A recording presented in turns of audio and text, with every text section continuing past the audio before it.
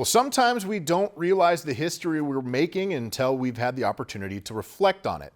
Last Thursday, Blackduck softball became the first girls team in school history to win a section championship. But in the moment, it was only redemption they sought and validation they earned. History tells us it's always darkest before the dawn, something Blackduck softball knows all too well.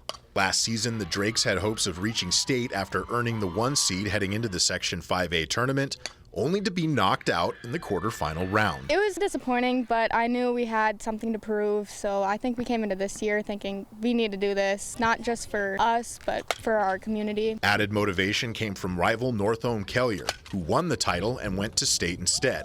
Some history Blackduck would sooner like to forget. Probably made it even more disappointing than if someone else would have went, but I'm glad we get to go this year. At first, it felt like history might repeat itself. The Drakes fell to Hill City Northland in the section semifinals and were 1 loss from being eliminated. But they're no strangers to adversity.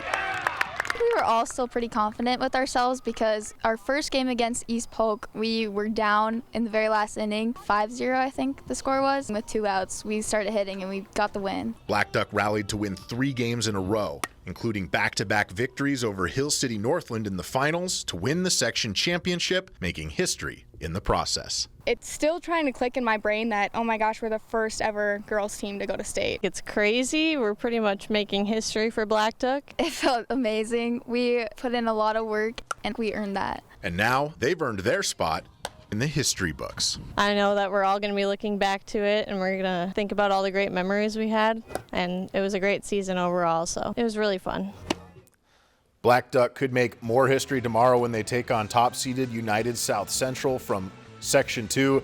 Anything at this point is a first for the Drakes. They come in having only lost 3 games all season. The Rebels, though, they come in with only 1 loss all season. We'll have the highlights of that game tomorrow night as well.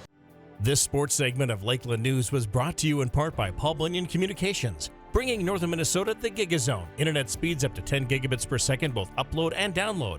It's the Gigazone from Paul Bunyan Communications, and it's right here. Lakeland News is a nonprofit news organization. Donate to Lakeland PBS today to support your local news team.